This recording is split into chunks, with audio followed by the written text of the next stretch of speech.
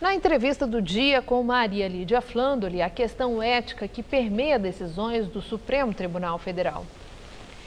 Entrevisto o professor de Ética e Filosofia Política da USP, Renato Janine Ribeiro, que foi ministro da Educação na gestão Dilma Rousseff. Muito obrigada, professor, por estar conosco. Um momento em que as atenções estão voltadas para o Supremo Tribunal Federal, que deverá decidir quem vai ser o relator do processo da Lava Jato, quem ficará no lugar de Teori Zavascki. Essa decisão trouxe aí um questionamento ético, e é aí que eu quero ouvir o professor, considerando que para muita gente pode ser impedimento de ser o escolhido. Então, no seu entender, essa escolha para que ela tenha amparo na ética e seja realmente isenta, deve ser um sorteio naquela turma à qual pertencia Teori Zavascki, ou um sorteio no plenário entre todos os magistrados, ou ainda uma decisão segundo o discernimento da presidente da casa, a distribuição desse processo. Do ponto de vista ético, o que é mais adequado? Bom, se vamos falar do ponto de vista ético, não é a questão do regimento que prevalece. Quer dizer, o regimento diz sorteio. Está em dúvida se o sorteio é numa turma ou no plenário.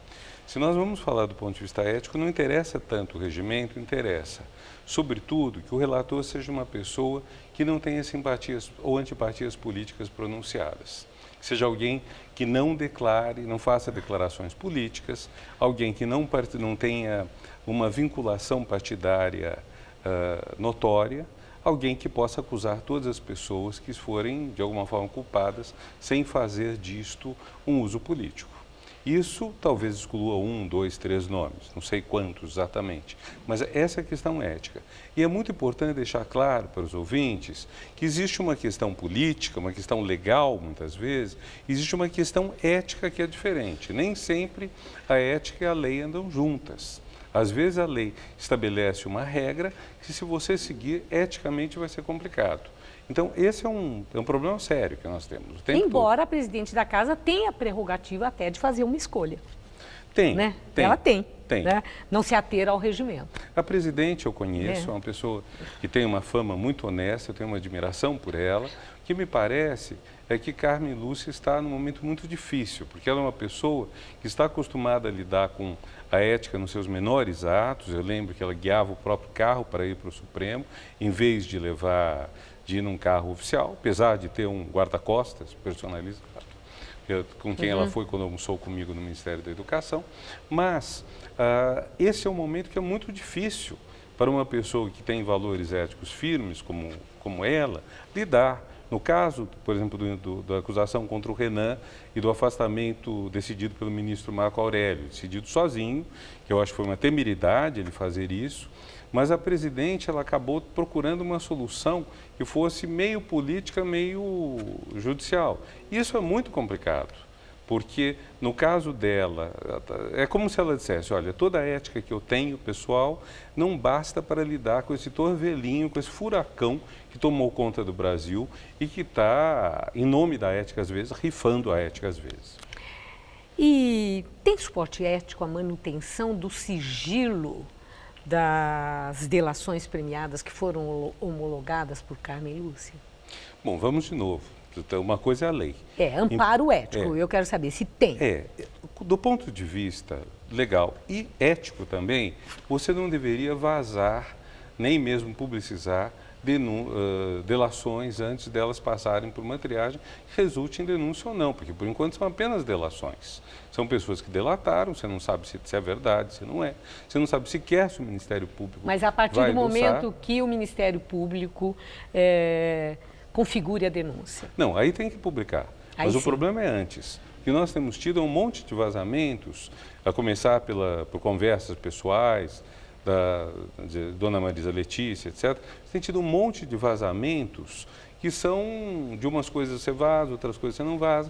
Não, isso é muito complicado. Quer dizer, o princípio ético e o princípio legal da presunção de inocência, de você preservar nomes que podem vir a não serem indiciados, delações que podem ser não ser validadas na hora do julgamento, esse princípio foi seriamente fraturado. Então, nesse momento, penso que traria mais segurança ao país divulgar essas delações. Agora, professor, agora é uma questão muito delicada. A morte do ministro Teori Zavascki causou imenso pesar em todo o país, pela credibilidade, pela imagem, pelo perfil dele conquistado no exercício profissional. Agora, o que não se comenta é a presença do ministro Teori Zavascki num voo, num aviãozinho particular de um empresário que tem ações em diferentes instâncias na justiça. O que é que explica o silêncio sobre isso?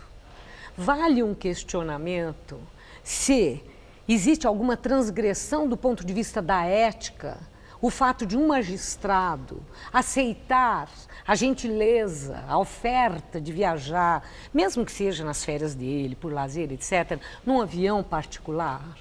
O senhor entende que esse assunto não é falado porque é claro que não há transgressão ética, ou é em respeito à trágica morte de Teori Zavascki, aí o assunto fica encerrado? Mais o respeito, mas nas redes sociais, no Facebook, muita gente comentou isso, acusou, etc. Mas o senhor não vê isso sendo comentado na imprensa? Não tá, esse debate não apareceu. Em tese, um juiz pode e deve declarar suspeito quando você tem um processo no qual um amigo seu está sendo julgado, ou um amigo ou parente seu é advogado, qualquer coisa, em tese deve fazer isso. Agora, seria preferível, de fato, não haver esse tipo de relação. Seria preferível, especialmente os ministros do Supremo, terem uma visão, quase eu diria, monástica disso tudo. Quer dizer, ficarem afastados de pessoas que tenham ou possam vir a ter seus interesses julgados no Supremo. E isso, mesmo que não seja debatido, francamente, está sendo murmurado pelas pessoas. E tem um aspecto adicional nisso que é o seguinte... E cabe esse debate? Cabe. Agora, tem que levar em conta também que o país está numa situação em que praticamente todo nome que em algum momento foi valorizado, foi exaltado no país, está sendo destruído. Você está tendo uma destruição de imagens. O presidente Lula é um exemplo, mas você tem muitas outras pessoas que o ministro Teori é considerado um ministro exemplar, mas também o nome dele está sendo bombardeado. Acho que então há um fenômeno social mais amplo, que é esse fenômeno de desencanto e destruição dos nomes de quem até pouco tempo atrás era líder, ídolo, herói. Veja, eu não estou falando os nomes são contestados desde sempre. Certo, sabe? Mas eu compreendi. De vários parlamentares. O senhor fala da gravidade da hora. Da gravidade da hora. Compreendi. Professor, nós temos muito assunto. Eu espero que o senhor volte brevemente aqui ao Jornal da Gazeta para nós falarmos da reforma do ensino médio, que começa amanhã a ser analisada no Senado. Por hora, nosso tempo terminou. Muito obrigada por suas reflexões. Uma boa noite, obrigada.